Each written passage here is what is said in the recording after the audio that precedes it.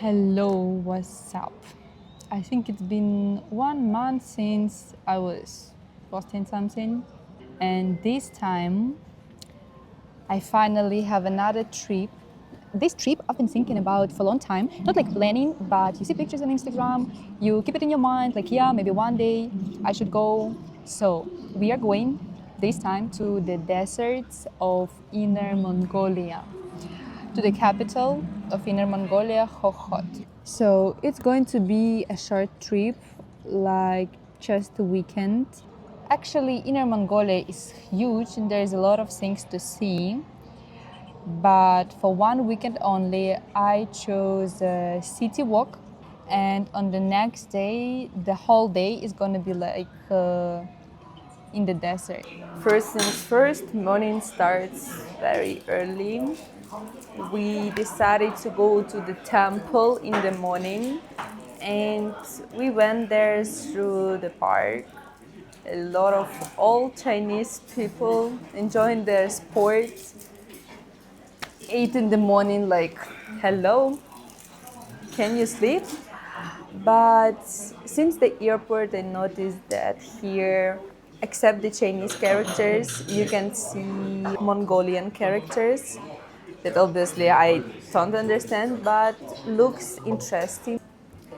And for the breakfast, we chose one of the places that was recommended on Chinese Instagram.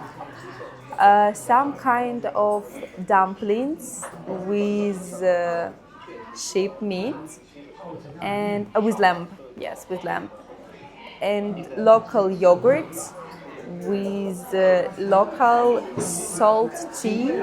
That's what I heard about Inner Mongolia, that they are famous for the salt tea. So, rating out of 10. For steamed dumplings, I wanna say maybe 6. For the crispy dumplings, I kind of liked it. I like this stuff like this, so maybe 7 or 8 even. For the yogurt, it's 10 out of 10. It's so good. Like it's, I want to say, would be the perfect breakfast for me. And the tea doesn't seem to be salty, just like normal tea. 8 out of 10. So first place to go after the breakfast was a Buddhism temple. We were planning to go to one of them, is the one that called Dajao Temple, but we saw another one on the way and we were like, okay, let's go, let's see.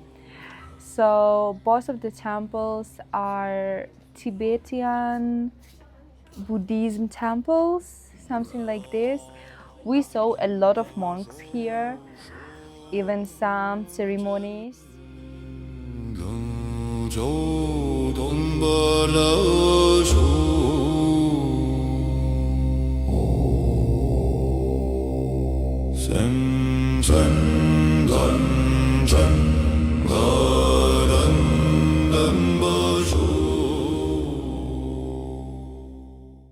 Coffee break in Hohhot. Right after the temple, we went to the culture street. Not like a culture street, but touristic area with the souvenirs, new old buildings, and yeah, stuff like this. So they sell a lot of laser stuff, bags, belts, everything. Also a lot of milky snacks. Yeah, so there's like actually a lot of lamb and a lot of milk snacks, different one that usually you can find only in north part of China. So the rest is kind of the same typical souvenirs for the China, pretty overpriced, but comparing to the other cities of China I've been to, it feels a little bit different. Inner Mongolia Museum. This place is huge. Like it's so big that if you're actually into museums, you can spend hours and hours walking around here. But so far, it took 1 hour to have a quick look on the main halls. And on the third floor, we saw a temporary exhibition about Xinjiang history and culture. Then on the same floor, there was a VR space for the brave people. On the same floor, there was a couple halls about ancient history of Inner Mongolia, starting from the Stone Age, something from there, about their development, everything. You can see some fun stuff, a lot of creepy things, skeletons as well. But the thing I actually like about Chinese museum recently and overall about museums, it's a lot of interaction with visitors, because a lot of videos, some screens where you can actually touch something and it's gonna change. Kind of fun, not only for kids but for adults as well. And on the second floor, we saw another hall that is about 20th century of Inner Mongolia. It's called Road to Liberty. So it was like the beginning of the Communist Party and everything about this. And on the second floor, there's a huge hall with dinosaurs with their stones. I hope it was real, but I'm not sure. And there's a lot of cute things. They're moving. It's fun.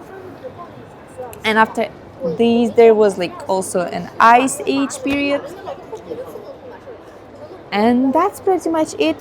Other floors are just for the tourists, souvenirs. So for lunch/dinner after museum, we went to the popular local burger place. So here, this burger, it has some yogurt that we had for breakfast. The one I said 10 out of 10. Some milk, again, some local things, some milk products. I don't know what it is, and lamb patty. Overall, I liked it. It's something new with yogurt. It's more fresh, and I want to give it like 8 out of 10. So the first day was really full of emotions, walking, and we finished the city walk with Islamic area. It's small. It doesn't have like a lot to see, so I don't know if it actually worth it to go there.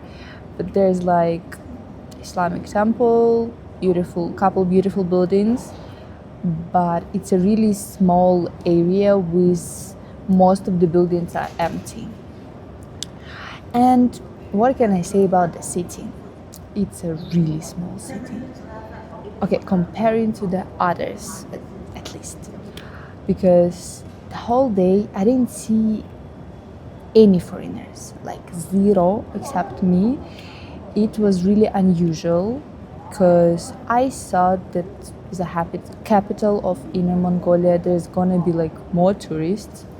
And like about the public transport, usually in other cities in China, you just switch your metro card in Alipay to the city you go in and everything is fine. But here, only Chinese ID, and we had to buy a ticket. The first day was super tiring, like 27k steps. I was dying, but on the next day we went to desert. So the desert morning started really early. We had our trip booked in advance, and the meeting time was at 7 a.m. because from Hohhot to it's called the Sansha Desert Island, is about 2.5 hours on the way. So the view on the way is amazing. It's kind of like a lot of mountains and gods and ships. and it feels empty but super natural, authentic, like stunning view. Then about 9 a.m., 9 something, we arrived to the Samsha Island. And the thing is, the entrance ticket and the bus we paid for almost doesn't include any fun stuff because for actual cool things you have to pay extra, and it was it. But I wish I knew like the whole prices, list, description, everything like in advance. So this area has two islands. The first one is a Samsha Island. From the tourist center where we arrived, we were supposed to take a cable car, the fast one, the closed one. You kind of see how you move from the grass mountain area to the desert with a lot of sand and everything. And then first thing we see is the sand boats. I guess it's called like this. A lot of people, just like desert transportation, I think. Nothing super fun, but it's the first time you see the desert. For me, it's the first time to see the desert, and it's kind of how you enter this area. After this, our guide just told us, yo, you guys go do whatever you want. We meet here at 1 p.m. after lunch, and we had about 2 hours for ourselves. So what was included in the ticket? There were some rides, slides, like in amusement park. I think they just put it there because they didn't have any like extra things to see, like to do in the desert. So they wanted people to stay, have more fun. I think maybe for kids as well. There were also bumping cars. I think it's called like this. And the thing is also included into a ticket. The fun thing is kind of like desert ATV, but with the driver. Yeah, we are taking pictures there. We pay extra for the pictures, of course, but it was cool. For extra money, what we didn't get, it was a helicopter. It's about 600-700 for the person for 5 minutes flight or something like this. Our guide said that it doesn't worth it money. And another 500 yuan you can pay to drive ATV, but in this case you're supposed to have a driver license. So thing we paid extra for was something called Bigfoot. At least in Chinese it was called like this. The huge cars with the wheels, the person like size. It was fun in some way. I mean, it was actually jumping on the sand dunes. It was crazy, cool. I like stuff like this. It gives some adrenaline. The thing that also included in the price is in the ticket. It's a theater, but our guide said like we're gonna have another performance later, so this one doesn't really worth your time. In this area you can see the camels as well, but the important rule that the guide said to us in the beginning of the trip, like, yo guys, don't drink water in front of the camel, they're gonna attack you. And for the lunch, there's a big area with a lot of different cafes, canteens, coffee, desert KFC. So you can find something to eat. It was fine.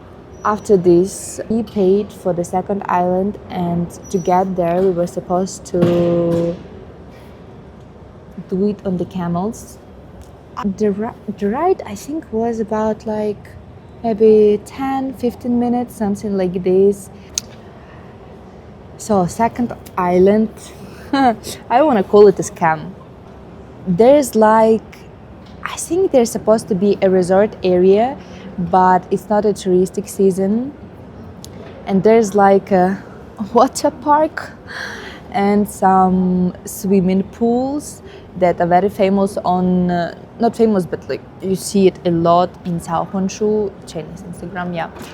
So this water park, first of all, nobody like mentioned this in the like trip that, yo guys, you better like take the swimsuits or something. But honestly, I tried the water.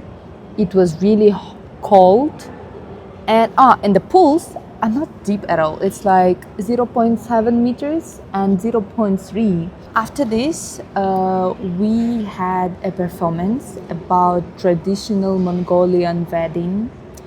This one was kind of cool because it's Inner Mongolia in China, but still the culture is really different. The national costumes are different, language is different, and it was something new for me. And I think it was like the end of our day around 4 p.m. We went to the slow train. This train was kind of useless because before we were like walking a lot, having a lot of nice locations to take pictures, to see the desert, sand dunes, everything. And the train was super slow, and I don't know why they put it there. Just I think to include something in the ticket. And after this, we had the last thing we paid for. It was a sand slide. I think I don't know how many meters, but I really had fun. You were supposed like to touch the sand, so it's not gonna be like too high speed. It was fun. And that's pretty much it. After this, we had another cable car, but this one was an open one, to back to the tourist center where the bus was waiting for us, and another 2 hours on the way back to the city, back to hotel. Overall, it was really fun. I don't think that that's what I was expecting, but I didn't even have any strong expectations about Inner Mongolia or desert. So I liked it. It was a good weekend, and another tough month is coming. And now another early morning, 7 a.m. in the airport. Oh, first of all, the airport is small. It's small. And this time, it's the first time I'm taking the Chinese plane. But a couple years ago, I remember I was discussing this with my friend. New Chinese planes, like started to fly in China, and I was like a little bit scared because Boeing and Airbus, they were tested with time. This one, something new, fingers crossed. And that's it. Thank you so much.